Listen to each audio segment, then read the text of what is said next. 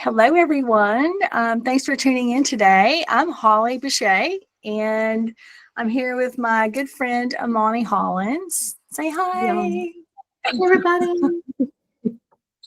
So, this is the Mystic Mavens podcast, first episode. And so today I thought we would just do some introductions and kind of give you an idea of what we're about and the kinds of themes that you can expect to see us talk about. So, Amani, is there anything in particular that you would like to start off with?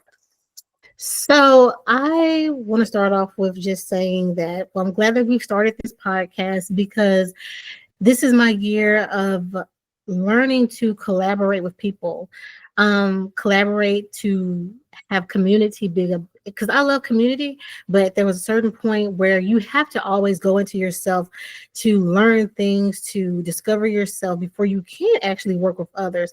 It is hard to work with others if you don't know yourself well enough. And so right now I'm at a point where I feel like I can combine my knowledge, my wisdom, my intellect with someone else's and be able to give information to the collective for us to grow. So for me, I'm just like grateful for this whole entire connection. Like, oh, yeah. So we've been friends for a while now, and I've even known you before I became your friend. And it's just good to see your growth as well.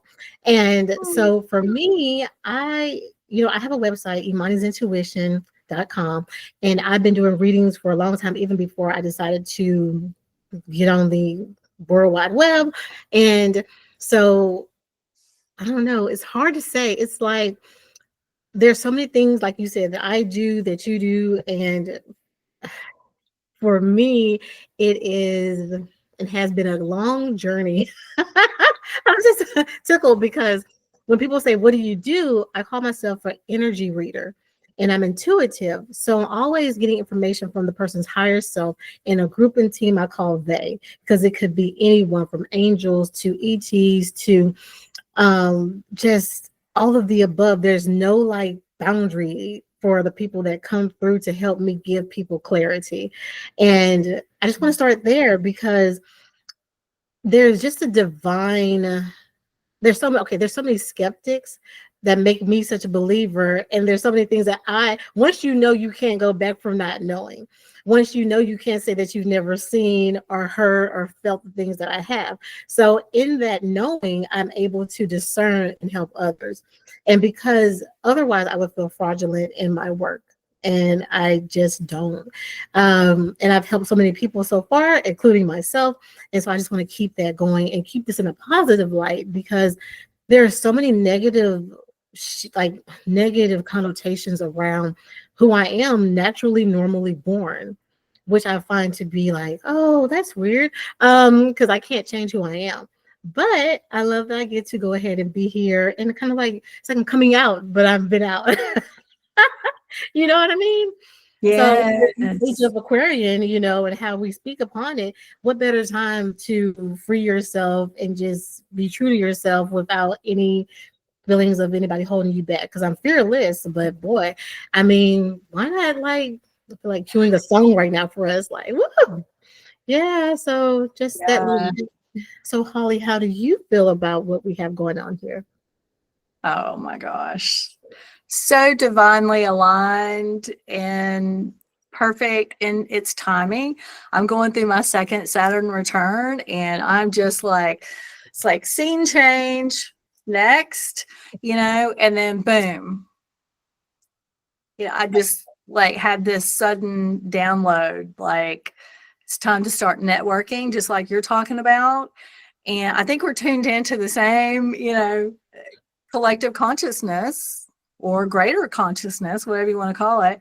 But Mhm. yeah, we're both feeling those same vibes at the same time. And so, yeah, and with my human design, like I need to partner with other people.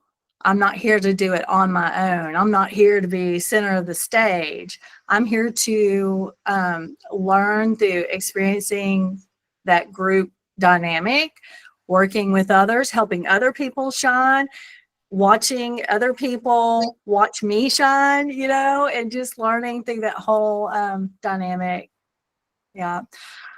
So I super positive about this. And if nothing else comes of it, I feel like I will have a better connection with you. And so, yeah, I'll be grateful for that. Yes, I love that so much. I do feel like the whole world will see this though, and will be like all around in different countries. This is going to like just blow up. So I'm positive about this. Good. Good. But yeah, like what you were saying about the whole coming out party type vibe, I feel that too. And so, I was thinking, I showed you how far I got with my intro about like, what am I about? Like, it's just so many things, so many things. I just kept backtracking and backtracking and backtracking. And what I always come back to, and Missy, one of the very first readings I had with you, you said something about writing a book. So, and that theme keeps like popping up in my head, but this is probably something for a book. Me backtracking all the way back to where it all started. Ooh. And it wasn't here. It wasn't on this planet.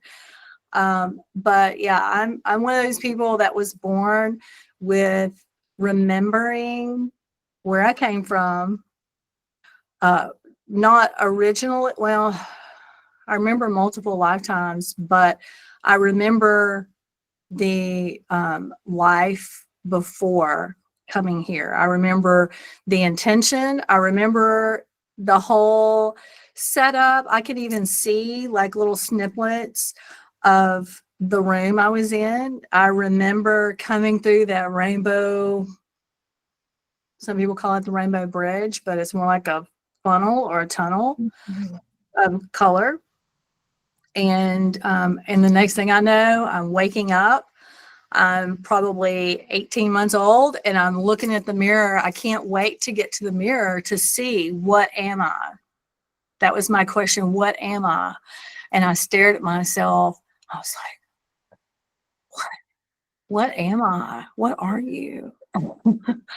But yeah, and so all throughout my life, decades of my life have been all these little snippets, which I think would be, something I would include in the book for sure. Just the remembering of who I am and the remembering of what I came here to do.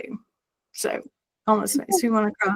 Yeah, I was thinking that's beautiful. And I'm just like, imagine that younger version of yourself looking at that younger version, still not knowing that you're human.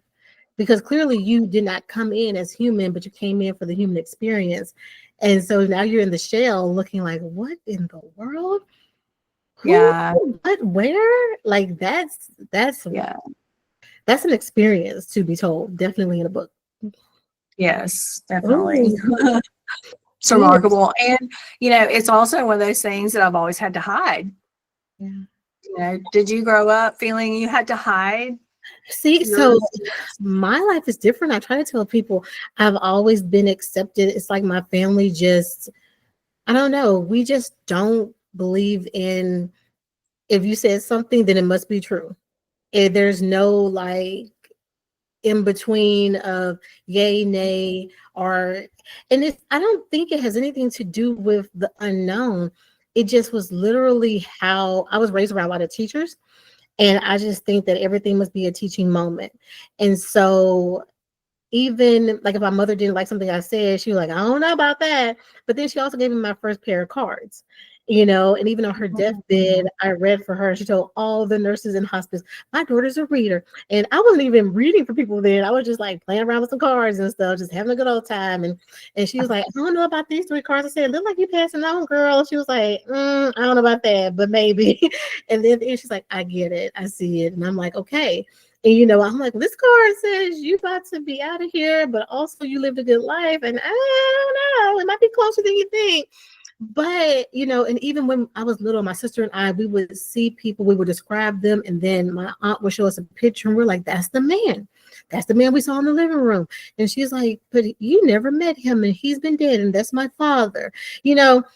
But she never said, y'all are crazy, sit down, stop saying that. Or she would see, like when I was 3, I'll never forget the story because apparently I was there in the moment, but it was happening to me. I was falling, like we had these little stairs that went down to our little laundry room from the kitchen, and then there was the outside. And I was on this little tricycle, wasn't supposed to be riding in the house at that part, and I started to fall down the stairs. And she said she just saw something lift me up, and she said was no one there. She said it had to be an angel or some type of guardianship, because she said she turned around and I'm back in the house, and she was like trying to put something down to come get me, and she's like, whoa, she's back, okay. And that kind of stuff happens. And so, you know, there are so many instances like this that I could go on about, because you have to be okay with understanding that we're just not here alone, you know. Yeah. And that's, and I think if people can get that through their mind, a lot of things will be easier for people to digest. Yes, a lot of things coming up for us in the future, the near future, will be a whole lot easier for people to accept. Yes. Yeah, because just because you can't see it doesn't mean it doesn't exist. Yes, it You know, definitely. I don't I see, but I see it with my mind's eye. I don't see it with my actual eyes. Energy as well, just like you were saying you do, you Mhm. know, but I'm an energy reader of a whole different sort, maybe, maybe. But yeah, doing the energy, the chakra energy reading. But like it's, I guess maybe an empathic, like I'm really able to tune in to people's energy. And I've always been able to do that. And I believe my mom could as well. Mhm. But still, you know, being very Baptist, it was one of those things where at certain times she would fuss at me about it, you know? So did you experience that, like because of religion or anything like that? People give you a So, hard okay, so I went to church forever, like forever, ever, with my grandmother, with my aunt. I went to Catholic schools all my life until I time got to too. college. Yes. And I was always in church, but none of that kind of steered away from anything else, because my mom was deeply afraid of everything. I mean, afraid of the rain, afraid of lightning, afraid of driving, Hmm. afraid of swimming. But then she would be okay with going to readers. And there was one reader her and my aunt went to back in the early 80s. And she said, she told my mom basically, you're afraid of so many things because you died in Atlantis and you drowned and all these things. And she was like, well, that makes sense, because she won't touch anything when it rains. She'd hide us when it, I mean, like hide us in like the neighbor's basement, like crazy stuff. Her fear was deep. She wouldn't talk to us if it was raining. She wasn't going to work if it was raining. I'm like, what the hell? But her trauma, she lived a life as a victim, which was also interesting. So it was like all these things that you would not add up to be um I don't even know, like not fearful, but she did not instill still the same fear in us. So, and she didn't push on us to go to church or do the things. She just, I mean, I'm telling you, all of the things around me, people, they just listened and agreed. And that's like for me and my siblings, it was just like a, like you don't have to go to church. Like when I decided I didn't want to go to school anymore, she gave me books, and my aunt would give me books called People Who Were Fired Who Still Became Millionaires. You know what I mean? Like, all right, fine. You don't want to do it? Well, this is a new path. Let's figure out what you're going to do. And, you know, it got to the point where if I'm doing a reading, I'd be like, hey, be quiet. I'm on the phone. She's like, oh, I just thought you're talking to one of your friends, because that's how casual the conversations are. Because I Mhm. feel like I'm talking to just my friends about what's going on in their daily life. And I mean, they're And like, giving it advice. Yeah. right, right. I'm like, so and I never give it unsolicited. Like when I was younger, it was unsolicited because I didn't realize what I was doing. But Mhm. now it's like, okay, clearly there's an in between, and I've learned something, turn on and off the frequencies. So it's like a radio. So I don't go around just listening to everybody's information. I turn it off unless I'm on a call. But I still get warnings to know what not to do and where not to be. Or if someone's a danger to me, I'm like, oh, no, it's not going to work. Let me go. But I get those all the time versus me just going, oh, they should not be in the store today. You know, I don't go around saying, hey, can I tell you something? Yeah. Because I'll see, because there's so many things that I feel like we all can do all the things, but it's a boundary between fear and not being afraid of how much we can see and how much we can hear and how much we can feel. So I go places, I'm thinking, look at all these dead people, but that's not my business to tell you. And by the way, because it's not like they're not going to be there or nothing. There's a whole thing. So for me, I'm just like, well, just another day. Yeah. You're Yeah. saying it over your shoulder. Just carry on about my business, though. My business.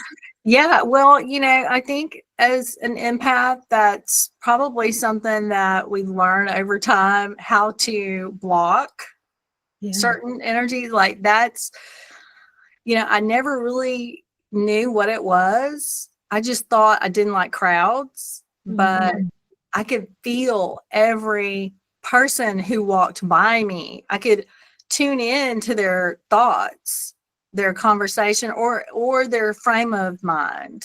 Like if they were in a negative frame of mind, or sometimes evil, I could really sense that just like that. So who to stay away from. And it was really hard to learn to turn that off.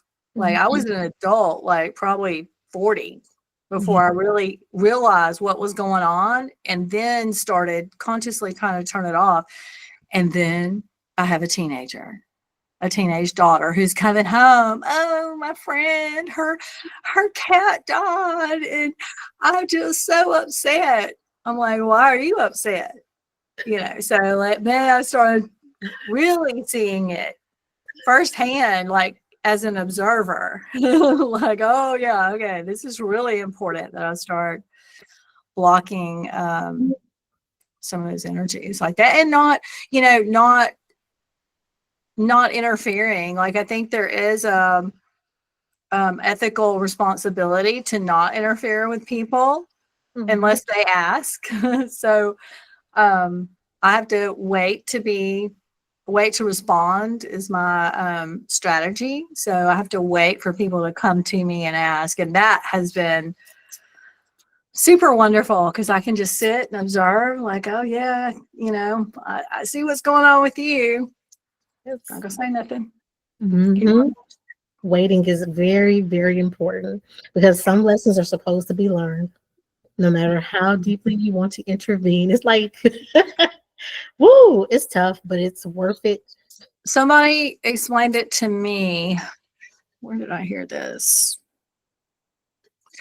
I have no idea, but I've heard it somewhere that like when you step out of, it may have even been my guides, but when you step out of your frequency to go in and try and assist or get involved with somebody else, they're on their own little journey, to experience and learn from sometimes School of Hard Knocks.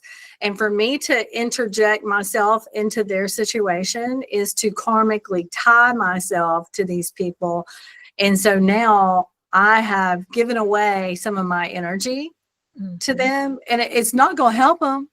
Because until they are ready, until that horse is ready to drink for themselves, they're just carrying my, tie along, energetic tie along with them, and I'm jacking my own energy up.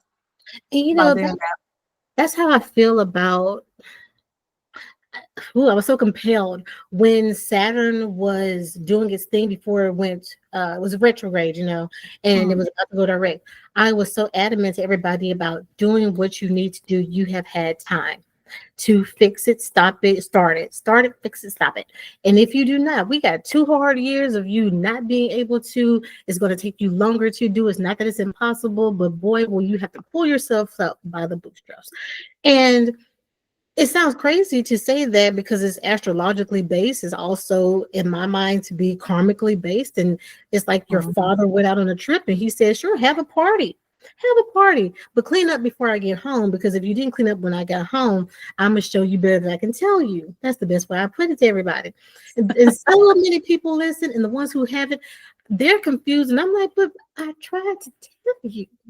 And then I'm like, please, I'm not here to make you. But then I always think, but that's their lesson to learn.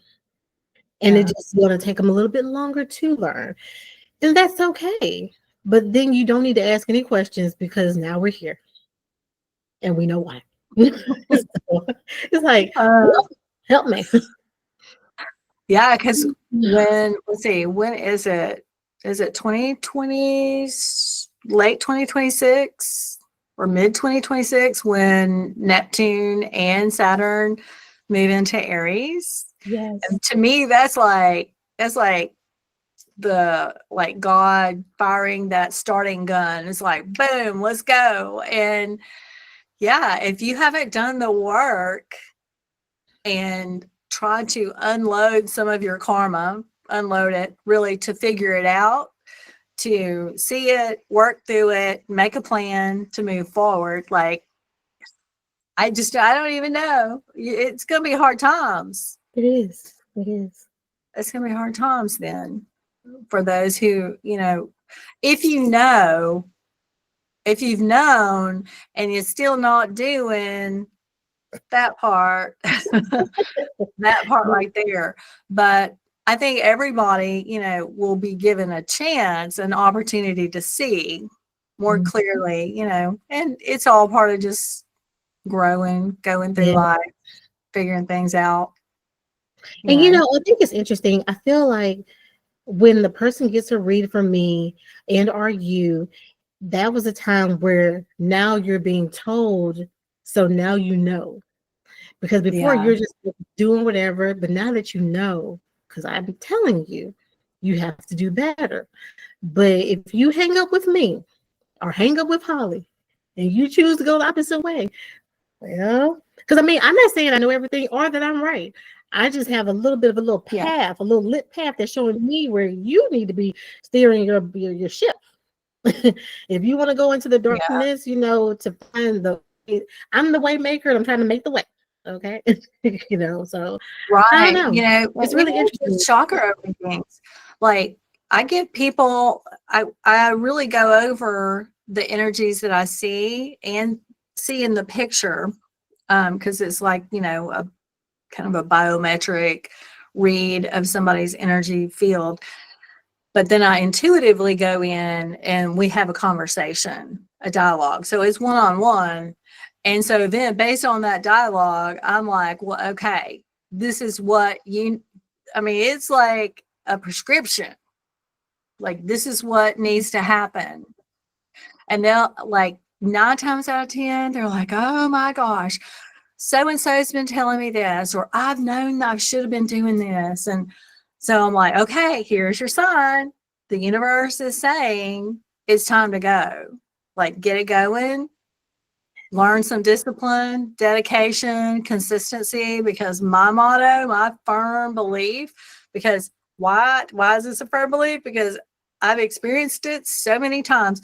When you do something, even if you're just half-assing it, if you show up on a regular, consistent basis to connect with your spirit guides, to connect with yourself, to tune into your body, whatever it is, if you do something on a regular and consistent basis, the universe shows up and blesses it.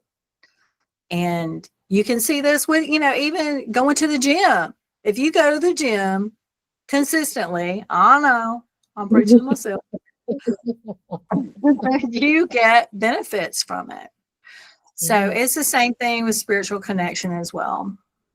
So people know this. And yeah, I think we're both just kind of providing that little gentle nudge, that little push on the back that says, hey, we've been here.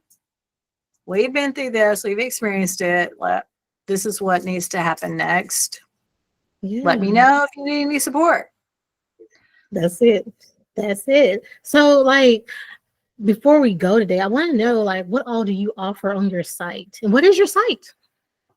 My site is shiftingtopurpose.com because I am here to help people find and connect with and step into that mission that they came here. They incarnated into a physical form, went to great lengths to become physical so that they could take part in life, in expansion of consciousness.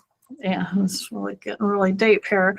But to further their spiritual understanding of who they are. It's really about learning who you are.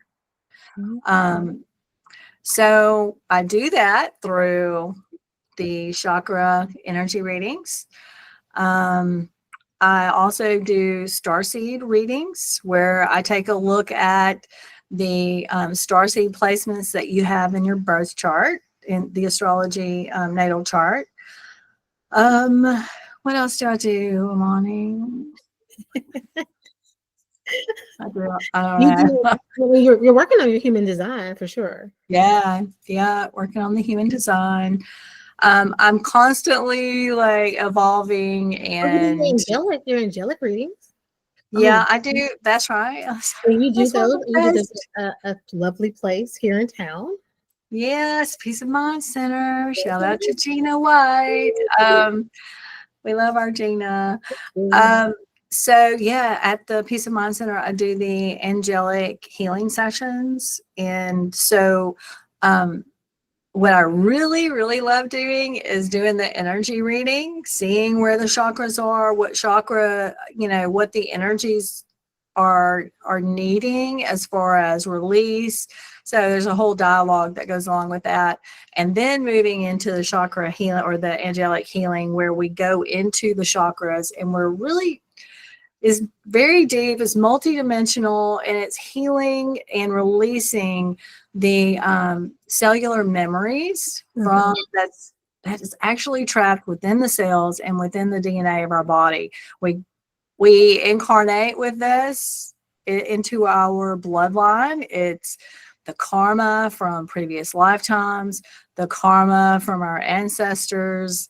A lot of that energy gets pulled into our body. So like, you were talking about the fear that your mom had. So she had incarnated with all this karmic energy, these woundings that needed to be released and expressed because they were plaguing her. They were preventing her from being at her highest potential, shining her light, and that's really, I think it's really key that we do this work now, because when we have this big shift that I think is coming in 2027, yeah, we need to be the most authentic expression of our soul that's possibly be. So that's really the, just behind everything I do, helping people to be their authentic expression. And it also keeps conscious. Yes, I was like, and you have your YouTube where you also do like these really great, I don't know, like astro reports. I love that. Yeah. I have the multidimensional healing. It's basically the angelic healing. And I have a 30-day program for that. So you can do one area of the body a day, and we just work through the entire body on multiple levels. We go deeper and deeper each time for a 30-day process. That is like life-changing. It seems very, it's short, like 7 minutes or so. And every time I do it, like there's like a whole nother layer that opens up. And if you've been doing the work for a while, the work, shadow work, whatever work it is to understand and explore yourself at a deeper level, then you realize it's like an onion. You just keep peeling layers off. And there, seems like it's endless, but there's always a more deeper and a more beautiful understanding. I think that comes. Yeah. I love that. Oh, so many things you offer. And that, by the way, everybody, we both have used each other's services at different points, at different times, for different reasons. And every time I've used one of Holly's services, I feel lighter. And I feel like I've gained the knowledge I needed for that moment to release something. I don't know, it's like, oh, you're right. So probably shouldn't talk to that person anymore. Probably should work that muscle, probably should be resting more. So I've always felt like the information that you have given, and even with a lot of your other readings, that other people have had with you that I know, it's like spot on. So I appreciate you doing the work to Oh, help thank you. others. You're so welcome. Thank Um, you. Same for you. Like you told me probably 3 years back. It's like you need to, some angel, maybe Joe Feel, I don't know. They were saying that I needed to watch my posture. mhm. And it was not even maybe 3 weeks, 6 weeks later, I had sciatica.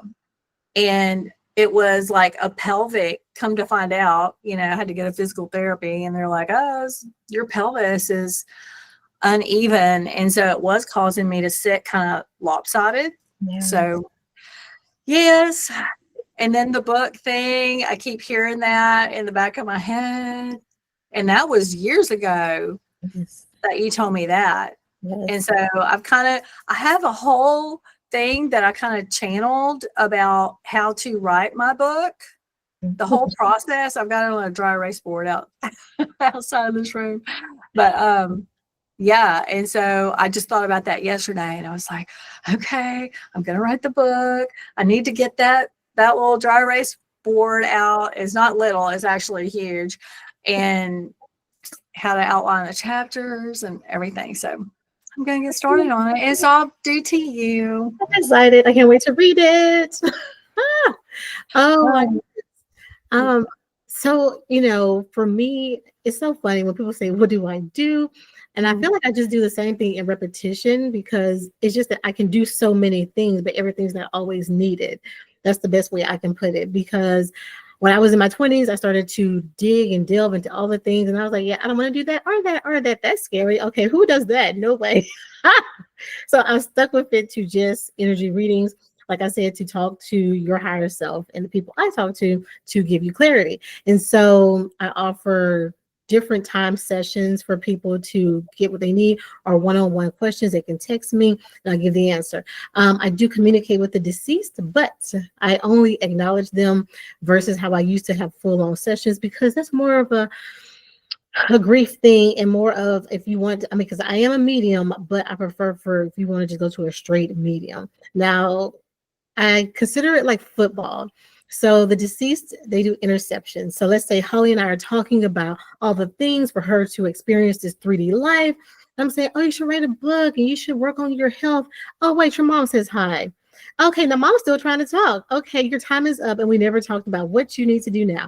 Okay, look, I'm gonna need you just to recognize.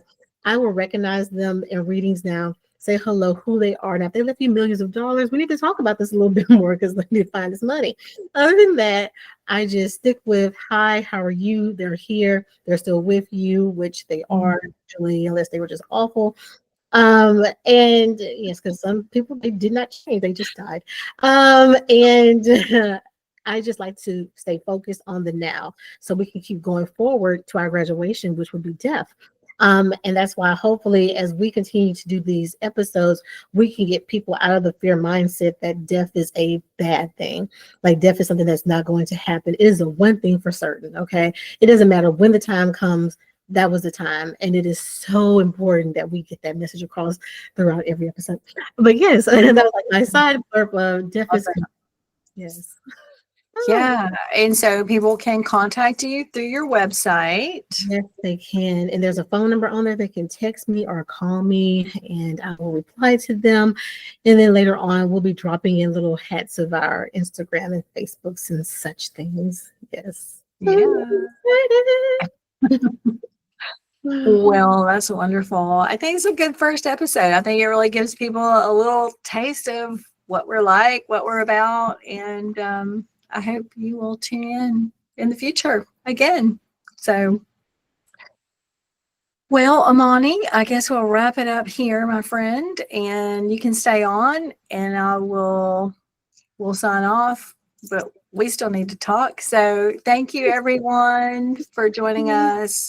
If you like the show, please leave a comment below and we'd love to have you as a frequent subscriber. So hit the like button and then subscribe so you know when we upload our next video because we're not really sure when that's going to be quite yet, but it will be soon because this is wonderful. It was great to be with you, Imani. Always, Mhm.